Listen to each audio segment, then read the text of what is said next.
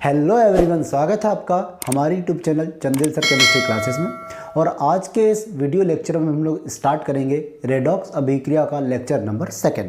कल के video lecture में हमने रेडॉक्स अभिक्रियाओं का एक महत्वपूर्ण टॉपिक ऑक्सीकरण संख्या देखा था, और आज के इस वीडियो सेशन में हम स्टार्ट करेंगे रेडॉक्स अभिक्रियाओं को संतुलित करने की विधियाँ। बट उससे पहले हम ये जान लें कि रेडॉक्स अभिक्रियाएँ एक्चुअल में होती क्या है। तो हम एक एग्जाम्पल देखेंगे रेडॉक्स अभिक्रियाओं की। तो रेडॉक्स अभिक्रियाएं जो होती हैं ऐसी अभिक्रियाएं होती हैं जिसमें ऑक्सीकरण और अपचयन अभिक्रियाएं दोनों साथ साथ हो, एक ही अभिक्रिया में ऑक्सीकरण भी हो और एक ही अभिक्रिया में अपचयन भी हो। ऐसी अभिक्रियाओं को हम लोग रेडॉक्स अभिक्रिया कहते हैं। जैसे हम एक सिंपल उदाहरण लेते हैं, जिंक जब सॉलिड कॉपर सल्फेट के साथ अभिक्रिया करता है, एक्वस कॉपर सल्फेट के साथ। ये हमने 9वीं 10वीं क्लासेस में हमने पढ़ा हुआ है कि यदि एक बीकर में हम कॉपर सल्फेट लेते हैं जो कि जलीय या एक्वस कॉपर सल्फेट होता है, और इस पर अगर जिंक की छड़ को डुबा दिया जाए, जिंक की छड़ को डुबा दिया जाए, तो प्रारंभ में जब अभिक्रिया स्टार्ट होती है तो जो कॉपर सल्फेट का जलीय विलयन होता है इसका रंग नीला होता है। किंतु कुछ समय पश्चात जब यहाँ अभिक्रिया होती है तो जिंक की जो छड़ है वो पतली होती जाती है, साथ ही साथ में कॉपर सल्फेट का रंग जो है वो परिवर्तित होकर भूरा रंग हो जाता है। भूरा रंग हो जाता है। एक्चुअली यहाँ पर ये होता है कि जिंक जो होता है वो कॉपर सल्फेट के साथ रासायनिक अभिक्रिया करता है, और रासायनिक अभिक्रिया करके हमें कॉपर सॉलिड व जिंक सल्फेट का विलयन प्रदान करता है। यहाँ जो विलयन का नीला से लाल भूरा रंग होने का कारण जो है वह कारण है, रेडिश ब्राउन जो होने का कारण है वह कारण है कॉपर सल्फेट से किसका बन जाना, ZnSO4 का बन जाना। क्योंकि यहाँ पर ZnSO4 का निर्माण हो रहा है, ये बन रहा है, जबकि कॉपर सल्फेट यूज़ हो रहा है, डिकम्पोज हो रहा है, अपघटित हो रहा है। यही कारण है कि इसका रंग जो है वो नीले से क्या हो जाता है, भूरा हो जाता है। ये 9वीं 10वीं की कक्षाओं में हमने पढ़ा हुआ है। अब देखते हैं इस अभिक्रिया में। तो जिंक की अगर हम बात करते हैं तो जो तत्व आपका परमाणविक अवस्था में होता है उस पर आवेश जो होता है वो होता है अपना 0। यहाँ पर कॉपर भी परमाणविक अवस्था में है, वो होगा आपका क्या, 0। अगर हम बात करते हैं SO4, यहाँ पर कॉपर परमाणविक अवस्था में ना होकर संयुक्त अवस्था में है और SO4 के साथ जुड़ा हुआ है। SO4 जो होता है वो पॉली एटॉमिक बहु परमाणविक आयन है जिस पर -2 चार्ज होता है। तो यहाँ कॉपर पर होगा +2 चार्ज और जिंक पर यहाँ पर कैसा चार्ज होगा आपका, +2 चार्ज। हम थोड़ा सा ऑक्सीकरण और अपचयन की बात करते हैं। तो जो ऑक्सीकरण की प्रक्रिया होती है, ऑक्सीकरण की जो प्रक्रिया होती है उसमें ऑक्सीकरण संख्या जो होती है उसमें हमेशा क्या होती है, वृद्धि होती है। ऑक्सीकरण की जो प्रक्रिया होती है उसमें ऑक्सीडेशन नंबर यानी ऑक्सीकरण संख्या, इसमें हमेशा क्या होती है, वृद्धि होती है। जबकि अगर हम अपचयन की बात करें तो जो अपचयन अभिक्रिया होती है इसमें ऑक्सीकरण संख्या, ऑक्सीडेशन नंबर जो होता है, ऑक्सीकरण संख्या, इसमें क्या होती है, कमी होती है। तो हम यहाँ इस दिए गए उदाहरण में देख रहे हैं कि जो कॉपर है वो Cu2+ से आपका Cu+ बना रहा है, जबकि जिंक की अगर हम बात करते हैं तो जिंक जो है वह 0 से आपका 2+ हो रहा है। यहाँ पर जिंक 0 से +2, यहाँ ऑक्सीकरण संख्या में वृद्धि हो रही है, यानी यह प्रक्रिया जो है वो ऑक्सीकरण या ऑक्सीडेशन होगा। जबकि कॉपर +2 से 0 में जा रहा है, तो इसका मतलब कि यहाँ ऑक्सीकरण संख्या में कमी हो रही है। यह क्या होगा, रिडक्शन यानी अपचयन होगा। इस इस अभिक्रिया में ऑक्सीकरण और अपचयन दोनों साथ साथ हो रही है। यहाँ पर जिंक का ऑक्सीकरण और कॉपर सल्फेट में कॉपर का अपचयन हो रहा है, इसलिए यह अभिक्रिया रेडॉक्स अभिक्रिया का उदाहरण है। अब हम जो आज का मुख्य टॉपिक है उसकी बात करते हैं। आज हम पढ़ने वाले हैं रेडॉक्स अभिक्रिया को संतुलित करने की विधियाँ। रेडॉक्स अभिक्रिया को संतुलित करने की दो प्रकार की विधियाँ हैं। पहली जो विधि है वह है ऑक्सीकरण संख्या विधि, ऑक्सीकरण संख्या विधि, ऑक्सीडेशन नंबर मेथड। और दूसरी जो विधि है वह है आयन इलेक्ट्रॉन विधि, आयन इलेक्ट्रॉन विधि, आयन इलेक्ट्रॉन मेथड। ये दो प्रकार की जो विधियां हैं इनके द्वारा हम किसी भी रेडॉक्स अभिक्रिया को संतुलित कर सकते हैं। तो आज के इस लेक्चर में हम लोग देखेंगे ऑक्सीकरण संख्या विधि। इसके हम 8 से 10 हम लोग लगभग क्वेश्चन को क्या करेंगे, सॉल्व करेंगे, उनको हम लोग संतुलित करेंगे। तो स्टार्ट करते हैं और पहला एग्जाम्पल हम लोग लेते हैं और उस एग्जाम्पल में हम संतुलित करने से पहले हम कुछ नियम पढ़ेंगे। पहले मैं एक एग्जाम्पल लिख लेता हूँ। पहला एग्जाम्पल आपका ए, इसकी हम बात कर रहे हैं। तो Zn ये आपका HCl से रिएक्शन कर रहा है, ये आपका ZnCl2 और ये बन गया आपका हाइड्रोजन। ऑक्सीकरण संख्या विधि, जब भी हम लोग इस विधि के द्वारा किसी रेडॉक्स अभिक्रिया को संतुलित करते हैं तो हम कुछ प्रमुख पदों का या स्टेप को हम लोग फॉलो करते हैं। तो उनमें से हम विभिन्न स्टेप में पहली जो स्टेप होती है, हमारा पहला जो काम होता है वह होता है जो रेडॉक्स अभिक्रिया में भाग लेने वाले जो अणु हैं या यौगिक है उनके केंद्रीय परमाणुओं की ऑक्सीकरण संख्या ज्ञात करना। और उसके बाद पहले हम ऑक्सीकरण संख्या ज्ञात करना है। तो पहला स्टेप क्या है आपका, ऑक्सीकरण संख्या ज्ञात करना। और सामान्यतः जो हम ऑक्सीकरण संख्या ज्ञात करते हैं वो किसकी करते हैं, केंद्रीय परमाणु की ज्ञात करते हैं। उसके बाद ऑक्सीकरण संख्या ज्ञात कर लेने के बाद हमारा दूसरा काम है रेडॉक्स अभिक्रिया के दौरान जो ऑक्सीकरण संख्या में परिवर्तन हुआ है, किस में परिवर्तन हुआ है, ऑक्सीकरण संख्या में जो परिवर्तन हुआ है, ऑक्सीकरण संख्या में हुए परिवर्तन का एक दूसरे में गुणा करना। तो पहला हमारा काम है ऑक्सीकरण संख्या ज्ञात करना। दूसरा हमारा काम है ऑक्सीकरण संख्या जो रेडॉक्स अभिक्रिया के दौरान जो परिवर्तन हुआ है उनका एक दूसरे में गुणा करना। तीसरा जो स्टेप है हमारा वह है तत्वों को संतुलित करना। हाइड्रोजन व ऑक्सीजन को छोड़कर, किस किस को छोड़कर, हाइड्रोजन और ऑक्सीजन को छोड़कर शेष सभी तत्वों को संतुलित करना। शेष सभी तत्वों को संतुलित करना। इसके बाद फोर्थ स्टेप अगर हम देखते हैं तो फोर्थ स्टेप जो होगी वह है ऑक्सीजन को संतुलित करना। ऑक्सीजन को संतुलित करना। और ऑक्सीजन को हम संतुलित करेंगे किसकी सहायता से, वाटर की सहायता से। यदि एक ऑक्सीजन कम है तो हम एक वाटर ऐड करेंगे, यदि दो ऑक्सीजन कम है हम दो वाटर के जल के अणु ऐड करेंगे।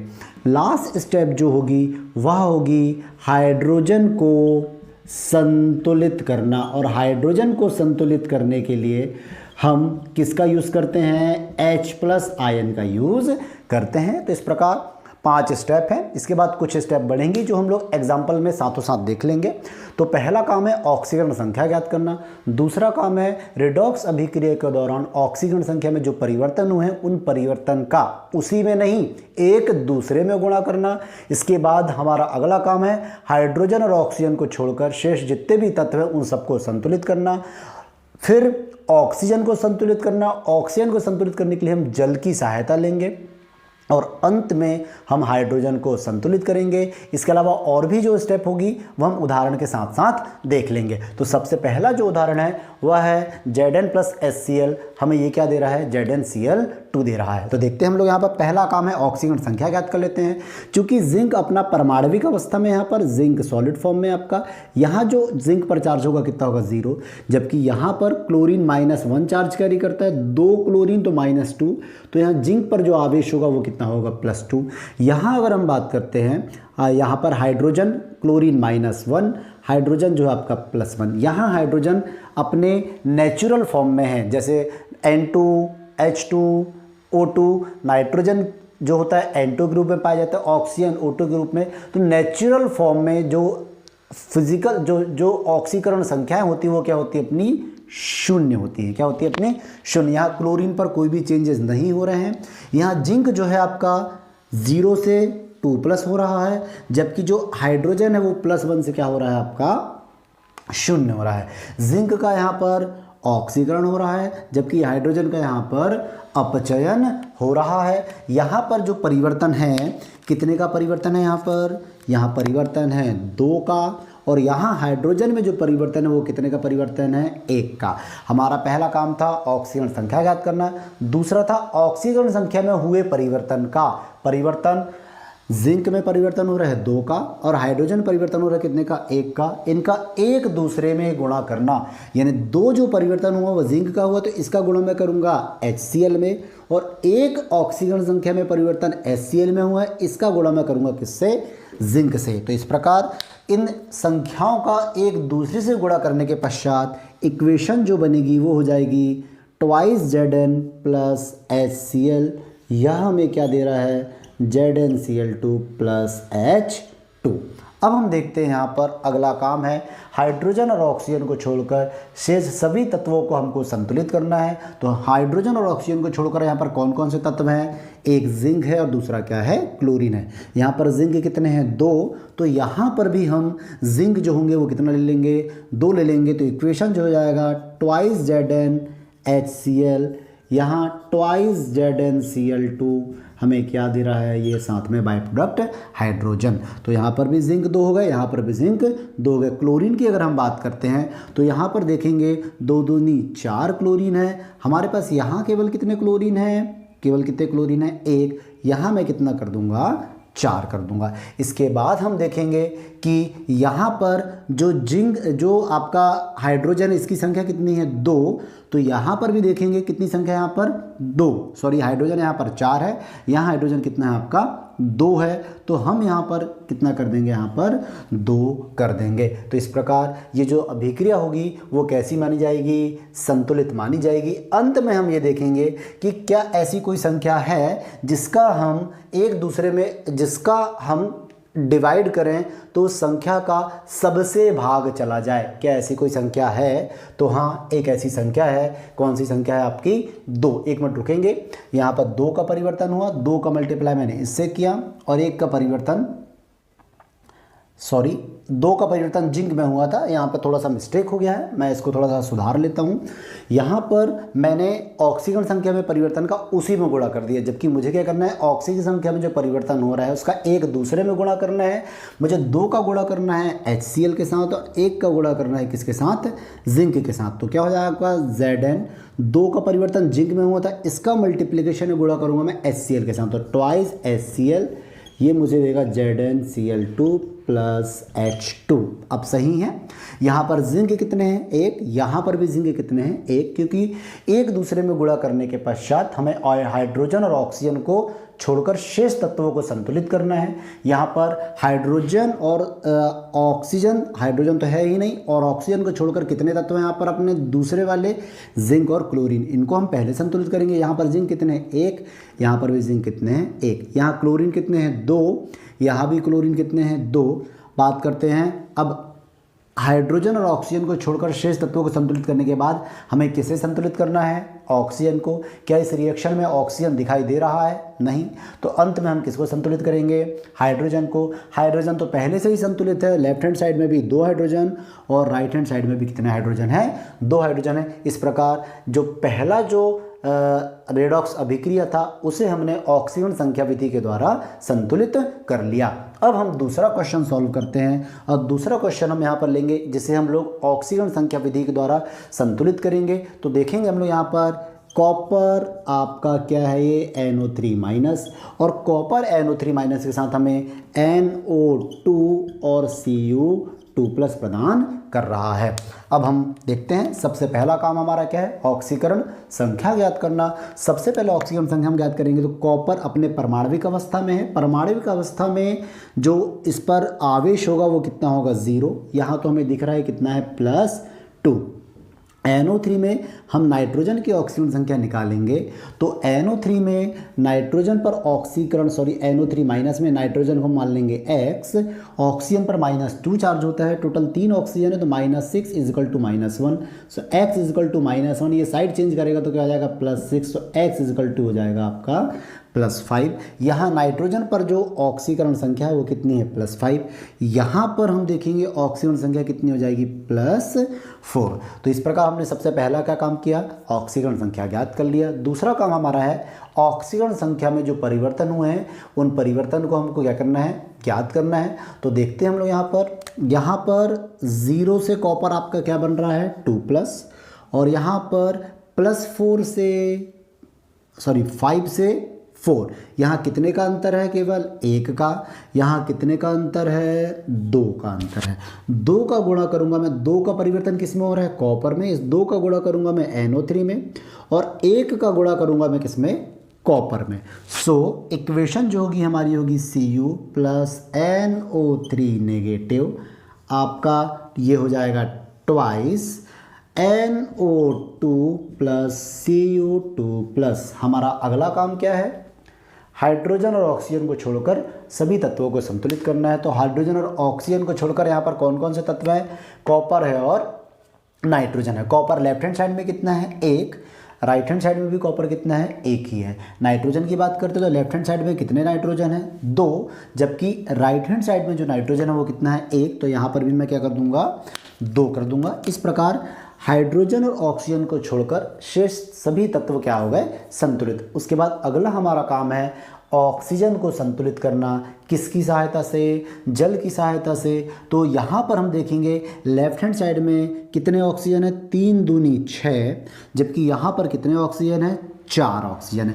कम कहाँ पर है, राइट हैंड साइड में कम है और लेफ्ट हैंड साइड में क्या है, ज़्यादा है। यहाँ पर कितने हैं 6 ऑक्सीजन, जबकि यहाँ पर कितने हैं 4 ऑक्सीजन। कुल कितने कितने ऑक्सीजन कम है, तो यहाँ पर कुल 2 ऑक्सीजन की कमी है। जहाँ चूँकि हम समीकरण संतुलित कर रहे हैं तो जहाँ कमी है हम वहाँ पर बढ़ा देते हैं ताकि लेफ्ट हैंड साइड और राइट हैंड साइड कैसे हो जाएं, बराबर हो जाएं। तो यहाँ पर 2 जल के अणुओं को मैं जोड़ दूंगा, तो copper plus twice NO3 minus, ये हमें देगा twice NO2 plus Cu2 plus हो जाएगा आपका ट्वाइस H2O। उसके बाद हम देखते हैं यहाँ पर अंत में हमें किसे संतुलित करना है, हाइड्रोजन को। किसकी सहायता से, H+ की सहायता से। राइट हैंड साइड में कितने हाइड्रोजन हैं, 2 दूनी 4, जबकि लेफ्ट हैंड साइड में कितना हाइड्रोजन है, 1 भी नहीं। जहाँ कम है मैं वहाँ पर हाइड्रोजन H+ के रूप में जोड़ दूंगा। तो इस प्रकार संतुलित समीकरण जो होगा वो होगा Cu twice NO3 4H plus twice NO2 Cu2 plus and twice water molecule. अब आप चेक कर सकते हैं लेफ्ट हैंड साइड में जो परमाणुओं की संख्या होगी वह राइट हैंड साइड में परमाणु की संख्या के बराबर होगी। तो अब हम स्टार्ट करते हैं नेक्स्ट एग्जाम्पल, और आप इसका स्क्रीनशॉट ले लीजिए क्योंकि मैं पूरा बोर्ड रब कर रहा हूँ, क्योंकि अब हमें केवल क्या करना है, क्वेश्चन सॉल्व करना है। तो मैं आपको फिर से ये स्टेप्स बता दे रहा हूँ। सबसे पहला हमारा काम है ऑक्सीकरण संख्या ज्ञात करना। दूसरा हमारा काम है ऑक्सीकरण संख्या में हुए परिवर्तन को एक दूसरे में गुणा कर देना। अगला हमारा काम है हाइड्रोजन और ऑक्सीजन को छोड़कर शेष सभी तत्वों को हमको क्या करना है, संतुलित करना है। उसके बाद हमें ऑक्सीजन को संतुलित करना है जल की सहायता से, और हाइड्रोजन को संतुलित करना है किसकी सहायता से, H+ की सहायता से। अगर यहाँ रासायनिक अभिक्रिया में मैं H+ दिखाई दे रहा है, इसका मतलब यह जो अभिक्रिया हो रही है अम्लीय माध्यम में हो रही है। तो अब हम करते हैं नेक्स्ट एग्जाम्पल। अब जब हम आगे के एग्जाम्पल लेंगे तो हमें वहाँ पर रासायनिक अभिक्रिया के साथ यह दिखाई देगा कि इस रासायनिक अभिक्रिया को आप अम्लीय माध्यम में कराइए और रासायनिक अभिक्रिया को क्षारीय माध्यम में कराइए। अगर किसी रासायनिक अभिक्रिया में कुछ भी नहीं लिखा हुआ है तो इसका मतलब आपको ना तो H अम्लीय माध्यम में कराना है ना तो क्षारीय माध्यम में कराना है। लेकिन अगर क्वेश्चन में दिया है कि अम्लीय माध्यम में कराना है तो रासायनिक अभिक्रिया में H+ होना कंपलसरी है, और अगर क्षारीय माध्यम में बोला है तो रासायनिक अभिक्रिया में OH- का होना ज़रूरी है। तो स्टार्ट करते हैं हम लोग नेक्स्ट एग्जाम्पल। 2 एग्जाम्पल हम कर चुके हैं, हम देखेंगे अब कौन सा एग्जाम्पल, थर्ड एग्जाम्पल की हम बात करते हैं। तो Fe2O3 प्लस कार्बन, यहाँ पर आपके रिएक्टेंट जो है वो Fe2O3 और कार्बन है, और ये हमें क्या दे रहे हैं, कार्बन मोनोऑक्साइड और आयरन। हमारा पहला काम क्या है, ऑक्सीजन संख्या ज्ञात करना। यहाँ कार्बन परमाणविक अवस्था में, इस पर आवेश होगा 0। हम जानते हैं ऑक्सीजन पे -2 चार्ज होता है, तो कार्बन पर कितना चार्ज होगा, +2। आयरन अपना परमाणविक अवस्था में, इस पर कितना आवेश होगा, 0। यहाँ Fe2O3 में आयरन की ऑक्सीजन संख्या निकालें तो टोटल 2 आयरन है, तो 2x - 2 × 3 - 6 = 0। सो 2x = +6, x हो जाएगा 6/2 यानी +3। यहाँ पर जो ऑक्सीजन संख्या आएगी +3 आएगी। यहाँ आयरन की जो ऑक्सीजन संख्या है वह +3 से कितनी हो रही है, 0। कार्बन की ऑक्सीजन संख्या 0 से कितनी हो रही है, 2 हो रही है। हम यहाँ पर एक चीज़ ऑब्जर्व करेंगे, वो ये कि यहाँ पर परिवर्तन जो हो रहा है कितने का हो रहा है, 3 का। यहाँ जो परिवर्तन हो रहा है कितने का हो रहा है, 2 का। यहाँ ध्यान देंगे कि Fe2O3 जो है आपका, उसमें आयरन यानी केंद्रीय परमाणु की संख्या कितनी है, 2। तो मैं यहाँ पर N2 क्या करूँगा, 2, तो यहाँ हो जाएगा 6। जबकि यहाँ पर कार्बन, इनमें ऑक्सीजन संख्या में जो परिवर्तन हो रहा है कितने का हो रहा है, 2 का, और कार्बन की संख्या केवल 1 है, तो 2 एकम 2। यहाँ जो परिवर्तन हो रहा है 2 का हो रहा है, यहाँ जो परिवर्तन हो रहा है कितने का हो रहा है, 6 का हो रहा है। क्या ये जो संख्याएं हैं 2 और 6, इन पर ऐसी कोई संख्या है क्या जिसका इन दोनों पर पूर्ण भाग चला जाए या ये पूरी तरीके से विभाजित हो जाए? तो हाँ, मैं अगर 2 से 2 और 6 को डिवाइड करूं तो ये हो जाएगा आपका 2 × 1 = 2, ये हो जाएगा आपका 1, और ये हो जाएगा आपका कितना, 3। वैसे आप चाहें तो 2 और 6 लेकर भी कर सकते हैं। अंत में जो रिएक्शन आएगी उसमें फिर से ये कहानी बनेगी कि हमें कोई ऐसी संख्या से भाग देना पड़ेगा जो सभी से क्या हो जाएगी, भागित, ये डिवाइड हो जाएगी, विभाजित हो जाएगी। तो इस प्रकार मैंने यहाँ पर परिवर्तन जो हुआ कितना हुआ, 1 का, यहाँ कितने का हुआ, 3 का। अब हम क्या करेंगे, इस ऑक्सीजन संख्या में हुए परिवर्तन का एक दूसरे में गुणा करेंगे। यहाँ आयरन में परिवर्तन कितना है, 3 का, और कार्बन में कितने का परिवर्तन है, 1 का। कार्बन का 1 का जो परिवर्तन है उसका मैं Fe2O3 में गुणा करूँगा, जबकि कार्बन का जो गुणा करूँगा मैं कितने में करूँगा, यहाँ पर 3 का गुणा करूँगा। तो यहाँ पर इक्वेशन होगी Fe2O3 प्लस 1 का करूँगा मैं यहाँ पर गुणा 3 का, इसमें 3 carbon gives Fe solid plus CO। एक दूसरे में गुणा करने के पश्चात हमारा अगला काम है ऑक्सीजन और हाइड्रोजन को छोड़कर शेष सभी तत्वों को संतुलित करने का हमारा काम है। तो हम देखेंगे कि यहाँ जो आयरन है कितने हैं, 2, यहाँ आयरन केवल कितना है, 1। तो हम यहाँ पर क्या करेंगे, आयरन को संतुलित करेंगे। इसके अलावा और कौन सा तत्व है जो हाइड्रोजन और ऑक्सीजन के अलावा है, तो कार्बन है। कार्बन की संख्या यहाँ पर 3 है, जबकि यहाँ पर कितनी है, 1। तो यहाँ पर कितने हो जाएंगे अपने, 3। तो इस प्रकार हमने हाइड्रोजन और ऑक्सीजन को छोड़कर शेष सभी तत्वों को संतुलित कर लिया। अब हमारा अगला जो काम है वह है क्या संतुलित करना, ऑक्सीजन। ऑक्सीजन संतुलित करने के लिए हमें जल के अणुओं की आवश्यकता होती है। लेफ्ट हैंड साइड में जो ऑक्सीजन है वो कितने हैं, 3, और राइट हैंड साइड में जो ऑक्सीजन कितने हैं, 3। यानी हमें ऑक्सीजन को संतुलित करने की आवश्यकता नहीं है।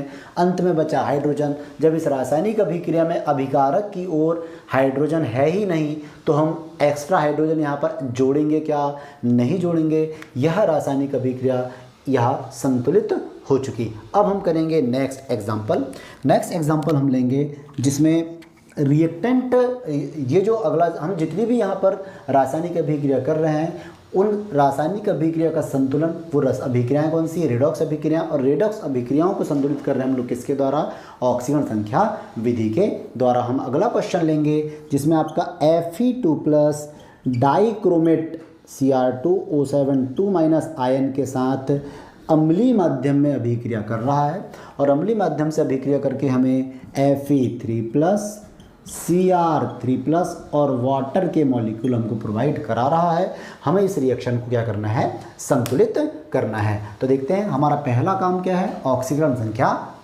ज्ञात करना। मैं एक काम करता हूँ, ये ऊपर की जो इक्वेशन है इसको रब कर देता हूँ। यहाँ पर जो ऑक्सीकरण संख्या है आयरन पर, ये जो फेरस आयन है, ये कौन सा आयन आपका, फेरिक आयन है। यहाँ पर +2 है, यहाँ पर कितना है +3। परिवर्तन जो हो रहा है यहाँ ऑक्सीकरण हो रहा है, यहाँ कितने का परिवर्तन है, केवल एक, चूँकि एक आयरन है तो आपका एक ही होने वाला है। यहाँ अगर हम डाइक्रोमेट आयन की बात करें तो डाइक्रोमेट आयन Cr2O7 2- आयन, इस पर हमें क्रोमियम की ऑक्सीकरण संख्या निकालना है। 2 क्रोमियम है तो 2x -14 = -2, 2x = -2, ये साइड चेंज करेगा तो +14, 2x = +12, सो x हो जाएगा +6। यहाँ क्रोमियम की जो ऑक्सीकरण संख्या है वह कितनी है, +6, यहाँ कितनी है +3। कितने का अंतर है, यहाँ पर 3 का अंतर है, किंतु केंद्रीय परमाणु की संख्या कितनी है 2, तो ये कितना हो जाएगा 2, तो ये हो जाएगा आपका 6। आप चाहें तो 1 से मल्टीप्लाई करेंगे तो यहाँ पर क्या हो जाएगा 1। तो ये तो एक छोटी संख्या है। तो इसके बाद हम क्या करेंगे कि यहाँ पर जो ऑक्सीकरण संख्या में परिवर्तन हुआ है इसका एक दूसरे में हमें क्या करना है, गुणा करना है। 6 ऑक्सीकरण संख्या में जो परिवर्तन हुआ है वह क्रोमियम में हुआ है, तो इसका जो गुणा करूंगा मैं किससे करूंगा, आयरन से। जबकि एक ऑक्सीकरण संख्या में जो परिवर्तन हुआ है आयरन में हुआ, तो इसका गुणा मैं किससे करूंगा, क्रोमियम से करूंगा। तो यहाँ पर 6 का मल्टीप्लाई करूंगा मैं आयरन के साथ, Fe2 प्लस के, तो हो जाएगा 6 Fe2 प्लस Cr2O7 2- 1 का करूंगा तो इतना ही रहने वाला है, H प्लस, ये हो जाएगा आपका Fe3 प्लस Cr3 प्लस और वाटर मॉलिक्यूल। अब हमारा अगला काम है ऑक्सीजन और हाइड्रोजन को छोड़कर शेष सभी तत्वों को संतुलित करने का काम है। लेफ्ट हैंड साइड में कितने आयरन है, 6, तो राइट हैंड साइड में भी कितने आयरन हो जाएंगे, 6 आयरन हो जाएंगे। उसके बाद लेफ्ट हैंड साइड में क्रोमियम की संख्या कितनी है, 2, यहाँ पर मैं क्रोमियम की कितनी संख्या कर दूंगा, 2। तो इस प्रकार हमने ऑक्सीजन और हाइड्रोजन को छोड़कर शेष सभी तत्वों को संतुलित कर दिया। इसके बाद हमारा अगला जो काम है वह किसका काम है, ऑक्सीजन को संतुलित करने का। ऑक्सीजन को संतुलित करने के लिए हमें जल के अणुओं की आवश्यकता होती है। तो लेफ्ट हैंड साइड में कितने ऑक्सीजन हैं, 7, राइट हैंड साइड में कितने हैं ऑक्सीजन आपके, केवल 1। मैं यहाँ पर कितने जल के अणु जोड़ दूंगा, 7 यहाँ पर जल के अणु जोड़ दूंगा। अब हम देखेंगे यहाँ पर अंत में हमें हाइड्रोजन संतुलित करना है। तो राइट हैंड साइड में हाइड्रोजन कितने हैं, 7 दूनी 14, जबकि लेफ्ट हैंड साइड में जो हाइड्रोजन है केवल कितने हैं, 1। यहाँ पर हम हाइड्रोजन को संतुलित करने के लिए H+ का यूज़ करते हैं। यहाँ पर मैं कितने H+ कर दूंगा, 14 H+। इस प्रकार यह रेडॉक्स अभिक्रिया हमने संतुलित कर लिया। तो अब हम करते हैं नेक्स्ट क्वेश्चन। तो नेक्स्ट क्वेश्चन हम यहाँ पर नोट करेंगे। नेक्स्ट क्वेश्चन हम लेंगे जिसमें जिंक जो है वो HNO3 के साथ क्या करेगा, रिएक्शन करेगा। यहाँ पर जिंक और नाइट्रिक एसिड रिएक्टेंट है और हमें ये देने वाला है ZnNO3, जिंक नाइट्रेट, NO2 और साथ में हमें यहाँ पर क्या मिलने वाला है, वाटर मिलने वाला है। तो अब हम इसको संतुलित करने वाले हैं। तो हमारा पहला काम क्या है, ऑक्सीकरण संख्या में परिवर्तन ज्ञात करना। यहाँ पर हो जाएगा आपका क्या, 0। जो NO3 होता है उस पर -1 चार्ज होता है, चूँकि NO3 2 हैं तो यहाँ पर हो जाएगा +2। यहाँ पर नाइट्रोजन पर हो जाएगा +4। नाइट्रोजन की यहाँ हम बात करते हैं तो ये कितना हो जाएगा आपका +5। आप नाइट्रिक एसिड में नाइट्रोजन की ऑक्सीजन संख्या निकाल सकते हैं। जैसे ये आपका HNO3 है, यहाँ हाइड्रोजन हो जाएगा +1, नाइट्रोजन को हम मान लेंगे क्या, X। ऑक्सीजन पर जो आवेश होता है -2, 3 है तो -6 इजकल टू 0, तो x इजकल टू आपका क्या हो जाएगा +5। तो मैंने यहाँ पर नाइट्रोजन की जो ऑक्सीजन संख्या हो गया कितना कर दिया मैंने +5। इस प्रकार हम देखेंगे कि जो जिंक है इसकी ऑक्सीजन संख्या में जो परिवर्तन हो रहा है कितने का हो रहा है 2 का, जबकि जो नाइट्रोजन है आपका इसकी ऑक्सीजन संख्या में जो परिवर्तन हो रहा है वो कितने का हो रहा है केवल 5 से 4 यानी कितने का 1 का। केंद्रीय परमाणु यहाँ पर एक ही है तो यहाँ पर 2 में 1 का गुणा करेंगे 2 ही रहेगा और यहाँ पर 1 ही रहेगा। अब हमारा अगला काम क्या है, जो ऑक्सीजन संख्या में परिवर्तन हुए हैं इनका एक दूसरे में गुणा करने का हमारा अगला काम है। तो 2 का गुणा करूँगा मैं किस में HNO3 में, जबकि 1 का जो गुणा करूँगा वो मैं किस में करूँगा जिंक में करूँगा। तो इस प्रकार जो हमारी इक्वेशन है वह बनेगी Zn plus twice HNO3 gives ZnNO3 thrice, sorry यहाँ पर ट्वाइस होगा, ट्वाइस प्लस NO2 और ये हो जाएगा आपका क्या H2O। हमारा अगला काम है हाइड्रोजन और ऑक्सीजन को छोड़कर शेष सभी तत्वों को हमें संतुलित करना है। यहाँ जिंक कितने हैं 1, राइट हैंड साइड में मैं कितने लूँगा 1, यहाँ नाइट्रोजन देखेंगे कितने हैं 2, यहाँ नाइट्रोजन में देखूँगा तो यहाँ पर देखिए 2 और 1 3 पहले से है, तो यहाँ आपका ऑड नंबर ऑफ हो गया, यहाँ आपका इवन नंबर ऑफ हो गया। जब भी इवन और ऑड का केस हो, सम और विषम का केस हो, तो आप चाहें कि इसको आप इवन ही कर दें, सम ही कर दें, तो मैं 2 से कितने कर देता हूँ नाइट्रोजन 4। तो अगर मैंने यहाँ पर 4 नाइट्रोजन कर दिया तो राइट हैंड साइड में भी कितने नाइट्रोजन होने चाहिए 4, तो यहाँ पर 2 हैं, यहाँ मैं सामने 2 का मल्टीप्लाई कर दूंगा तो यहाँ पर कितने हो जाएंगे 4। इस प्रकार हमने हाइड्रोजन और ऑक्सीजन को छोड़कर शेष सभी तत्वों को हमने संतुलित कर लिया। अब हमारा अगला काम है ऑक्सीजन को संतुलित करना। लेफ्ट हैंड साइड में जो ऑक्सीजन है 4 तिया 12, जबकि राइट हैंड साइड में 3 दूनी 6 और 2 दूनी 4 यानी 10 जो हमारे पास ऑक्सीजन है वो राइट हैंड साइड में है और 12 जो ऑक्सीजन है वो लेफ्ट हैंड साइड में है। तो 2 ऑक्सीजन अभी भी राइट हैंड साइड में कम है, तो यहाँ पर मैं वाटर के कितने मॉलिक्यूल कितने अणु जोड़ दूंगा, वाटर के 2 अणु में जोड़ दूंगा। अब हमारा अगला काम है हाइड्रोजन को संतुलित करना। 2 दूनी 4 हाइड्रोजन हमारे राइट हैंड साइड में है, लेफ्ट हैंड साइड में हमारे पास कितने हाइड्रोजन है 4 हाइड्रोजन है। तो इस प्रकार हमने इस 5वीं एग्जाम्पल को ऑक्सीकरण संख्या विधि के द्वारा हमने कंप्लीट या संतुलित कर लिया। अब हम कुछ और एग्जाम्पल लेंगे, कुछ ऐसे भी एग्जाम्पल लेने वाले हैं हम जिसमें क्षारीय माध्यम में अभिक्रिया होंगी, बट उससे पहले एक सिंपल हम उदाहरण लेते हैं जिसमें हम बेंजीन का क्या करवाते हैं कंबशन करवाते हैं। बेंजीन की रिडॉक्स रिएक्शन देखते हैं। हम जानते हैं कि जो बेंजीन होता है, बेंजीन का जो सूत्र होता है क्या होता है C6H6।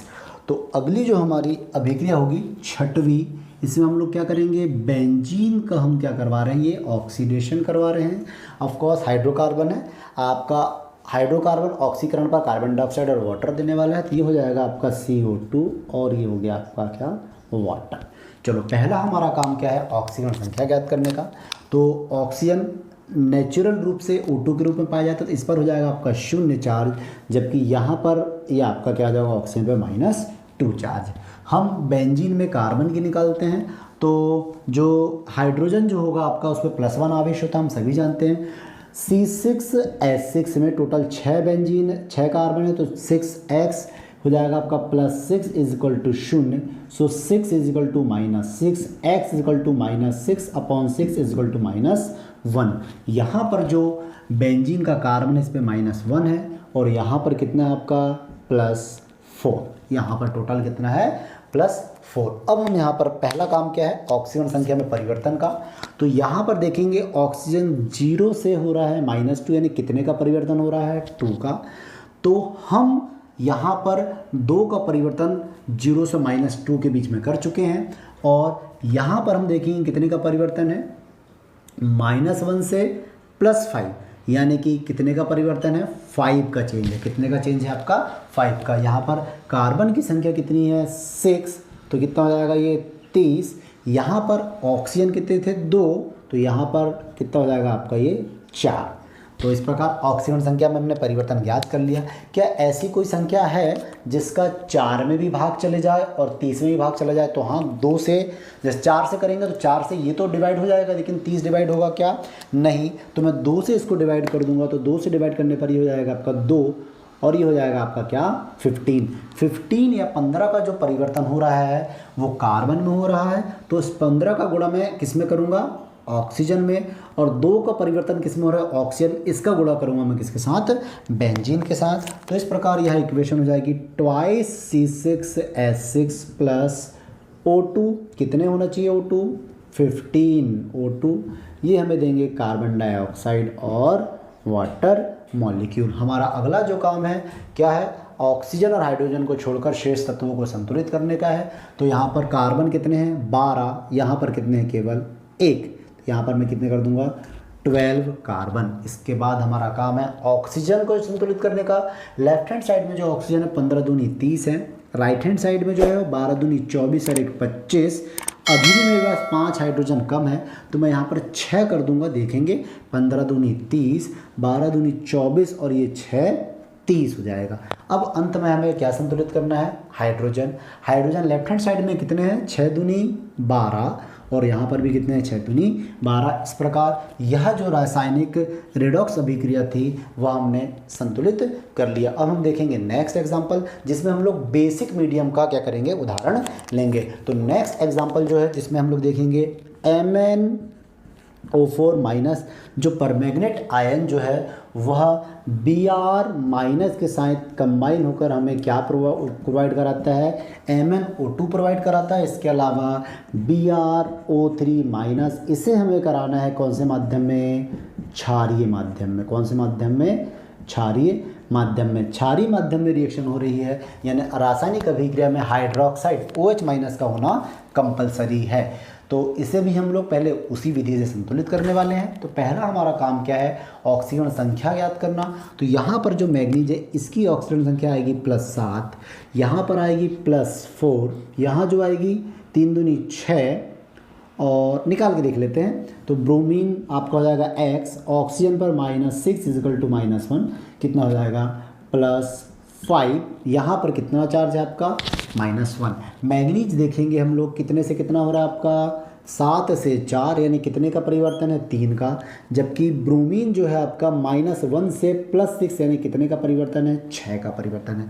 मैग्नीज चूँकि 1 है तो ये 1 3 3 एकम 3 ही होने वाला है। ब्रोमीन भी 1 है तो 6 एकम 6 होने वाला है। ऐसी कोई संख्या है जिसका 3 और 6 दोनों में भाग चला जाए? तो हाँ है। 3 से मैं अगर इसको डिवाइड कर दूँ तो ये हो जाएगा 3 एकम 3 और ये हो जाएगा अपना क्या? 2। इस 2 का गुणा करूँगा मैं MnO4 2 माइनस में, और 1 का जो करूँगा मैं किस में करूँगा? Br माइनस में। तो इक्वेशन हमारी जो बनेगी वह बनेगी 2 MnO4 plus Br negative gives MnO2 plus BrO3 negative. अब हमारा काम है हाइड्रोजन और ऑक्सीजन को छोड़कर सभी तत्वों को संतुलित करने का। तो यहाँ पर कितने मैग्नीज है? 2। तो यहाँ पर भी कितने मैग्नीज? 2। यहाँ 1 ब्रोमीन, तो यहाँ पर भी कितने ब्रोमीन? 1 ब्रोमीन। अगला हम देखेंगे लेफ्ट हैंड साइड में ऑक्सीजन कितने हैं? 4 दूनी 8। यहाँ पर कितने हैं? 2 दूनी 4 और 3 7। लेफ्ट हैंड साइड में जो ऑक्सीजन की संख्या है वह कितनी है? 8। जबकि राइट हैंड साइड में ऑक्सीजन की संख्या कितनी है? 7। तो यहाँ पर हमें वाटर के मॉलिक्यूल 1 लेना होगा। अब लेफ्ट हैंड साइड में भी 8 ऑक्सीजन, राइट हैंड साइड में भी कितने ऑक्सीजन? 8 oxygen, 8 oxygen. अब हमारा काम क्या है? हाइड्रोजन को संतुलित करना। तो अंत में हम हाइड्रोजन को संतुलित करेंगे। राइट हैंड साइड में हाइड्रोजन कितने हैं? 2। लेफ्ट हैंड साइड में कितने हैं आपके? केवल, सॉरी यहाँ पर तो 1 भी नहीं है। तो इक्वेशन हो जाएगा आपका 2 MnO4 negative plus Br negative, twice यहाँ पर जाएगा क्या? H प्लस, यहाँ 2 MnO4 plus BrO3 negative and H2O। अब लेफ्ट हैंड साइड में भी हाइड्रोजन की संख्या 2 और राइट हैंड साइड में भी हाइड्रोजन की संख्या कितनी हो गई? 2 हो गई। ठीक है। अब हमें जो क्वेश्चन में इस बैलेंस इक्वेशन में क्या दिखाई दे रहा है? H प्लस, यानी रिएक्शन जो है अभिक्रिया किस माध्यम में हो रही है? अम्लीय माध्यम में। जबकि हमें अभिक्रिया किस माध्यम में कराना है? क्षारीय माध्यम में जब भी अभिक्रिया होगी तो अभिक्रिया में क्या रहेगा, हाइड्रोक्साइड आयन। तो हम यहाँ पर इस रिएक्शन में हाइड्रोक्साइड आयन को इन्वॉल्व करेंगे। अब कितने हाइड्रोक्साइड आयन को इन्वॉल्व करेंगे तो हम देखते हैं यहाँ पर कितने H+ है, यहाँ पर 2H+। तो मैं चूँकि मुझे समीकरण संतुलित करना है तो मैं इस H+ को न्यूट्रलाइज कराऊंगा, और इसको न्यूट्रलाइज कराने के लिए मुझे क्या लेना पड़ेगा, OH- आयन। तो लेफ्ट हैंड साइड में जितने OH- आयन है मैं राइट हैंड साइड में भी उतने ही OH- ऐड कर दूंगा। तो यहाँ पर चूँकि मैं 2H+ आयन ऐड कर रहा हूँ, 2OH-, तो यहाँ पर भी कितने OH- होंगे, 2OH-। अब हम देखेंगे यहाँ पर twice MnO4- Br- plus 2H+ और 2H- क्या बना लेगा, twice water, twice MnO2 plus BrO3 negative plus H2O और 2OH-। हम क्या चाह रहे थे, रासायनिक अभिक्रिया में क्या आ जाए, हाइड्रोक्साइड आयन आ जाए, क्योंकि अभिक्रिया कौन से माध्यम में कराना था, हमें क्षारीय माध्यम में कराना था, इसीलिए यहाँ पर OH- हमने इन्वॉल्व किया था और रिएक्शन में क्या आ गया आपका OH-। हम यहाँ देख रहे हैं कि लेफ्ट हैंड साइड भी आपका वाटर है, राइट हैंड साइड भी आपका वाटर है, तो एक वाटर से एक वाटर में क्या कर दूंगा, माइनस कर दूंगा। तो अंत में मेरी जो बैलेंस इक्वेशन बनेगी वह बनेगी twice MnO4 negative plus Br negative. यहाँ पर 2 वाटर थे, एक बच जाएगा, HOH यानी H2O, twice MnO2 plus BrO3 negative 2OH-। इस रासायनिक अभिक्रिया में हमें OH- आयन दिखाई दे रहा है, यानी रिएक्शन जो हो रही है वह कौन से माध्यम में हो रही है, क्षारीय माध्यम में हो रही है। हम एक एग्जांपल और लेते हैं क्षारीय माध्यम का।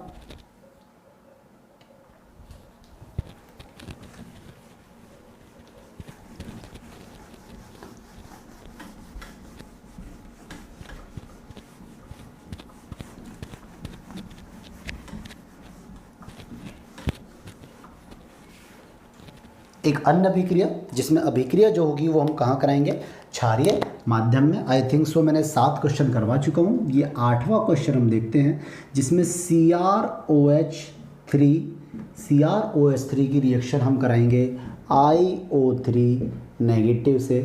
यहाँ ये जो हमारे हो जाएंगे क्या, रिएक्टेंट, और इससे हमें मिलने वाला है I- एंड CrO4 2- आयन। तो ये आपका CrOH3, ये लेफ्ट हैंड साइड वाले आपके रिएक्टेंट हो जाएंगे। और हम यहाँ पर देखेंगे अब इसको कराना है हमें किस मीडियम में, क्षारीय माध्यम में, क्षारीय माध्यम में। ऑफ कोर्स क्षारीय माध्यम में कराना है, यानी हमें OH- आयन की आवश्यकता होगी। तो हमारा पहला काम क्या है, ऑक्सीजन संख्या याद करना। यहाँ पर हो जाएगा आपका +3, क्योंकि OH होता है -1, 3 है तो -3, साइड चेंज करेंगे तो +3। यहाँ पर आयोडीन पर हो जाएगा +5, यहाँ तो आयोडीन दिख ही रहा है -1, साफ दिख रहा है। यहाँ पर 4 दूनी 8, ये हो जाएगा आपका +6। ओके, अब हम देखते हैं क्रोमियम जो है इसमें परिवर्तन कितने का हो रहा है। तो क्रोमियम में परिवर्तन हो रहा है कितने का, 3 का, जबकि आयोडीन में जो परिवर्तन हो रहा है कितने का, 6 का परिवर्तन हो रहा है। क्या ऐसी कोई संख्या है, क्रोमियम 1 है तो 3 एकम 3, आयोडीन 1 है तो 6 एकम 6, क्या ऐसी कोई संख्या है जिसका दोनों में भाग चला जाए? तो हाँ है, 3 एकम 3 और ये 3 दूनी 6। इस 2 का गुणा करूँगा मैं किसमें, क्रोमियम में, और 1 का गुणा करूँगा किसमें, IO3- आयन में। तो इस प्रकार जो समीकरण बनेगा वह बनेगा twice CrOH3 plus IO3 negative gives I negative plus CrOH4 2- ion. अब हमारा जो काम है वह क्या है, ऑक्सीजन और हाइड्रोजन को छोड़कर शेष सभी तत्वों को संतुलित करना है। तो यहाँ हम देखेंगे लेफ्ट हैंड साइड में 2 क्रोमियम, राइट हैंड साइड में केवल कितना है, 1 है, तो मैं यहाँ पर कितने क्रोमियम कर दूंगा, 2। अब हमारा काम है आयोडीन, लेफ्ट हैंड साइड में भी 1, राइट हैंड साइड में भी 1। अब हम नेक्स्ट स्टेप की ओर बढ़ेंगे। हमारा अगला स्टेप है हाइड्रोजन और ऑक्सीजन को छोड़कर शेष सभी तत्वों को संतुलित करने के बाद उन तत्वों को जो बच जाए आपका ऑक्सीजन को संतुलित करना है। तो हम देखेंगे ऑक्सीजन लेफ्ट हैंड साइड में कितने हैं, ये 3 दूनी 6 और 3 9, जबकि राइट हैंड साइड में कितने हैं आपके 8। 1 ऑक्सीजन कम है ऑक्सीजन को जोड़ने के लिए हम किसकी सहायता लेते हैं, H+ की सहायता लेते हैं। तो इस प्रकार हम देखेंगे कि हमने यहाँ पर वाटर क्या कर लिया, ऐड करवा दिया हमने। अब हमारा अगला काम क्या है, H+ हाइड्रोजन को संतुलित करना। लेफ्ट हैंड साइड में जो हाइड्रोजन है वो कितने हैं, 3 दूनी 6, और राइट हैंड साइड में कितने हाइड्रोजन है, केवल 2। तो मैं यहाँ पर कितने H+ ऐड कर दूंगा, 4H+।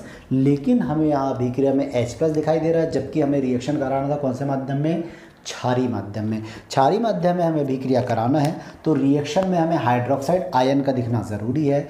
तो मैं यहाँ से क्या करूँगा, H+ को हटाऊँगा। कितने H+ मुझे दिख रहे हैं यहाँ पर, 4। तो जितने H+ यहाँ पर हैं उतने OH- मैं यहाँ पर भी जोड़ दूँगा, और उतने OH- मैं यहाँ पर भी ऐड कर दूँगा। तो अब हमारी इक्वेशन जो बनेगी, twice CrOH thrice plus IO3 negative plus 4OH minus, क्या दे रहा है हमें, I minus, twice CrO4 2 negative.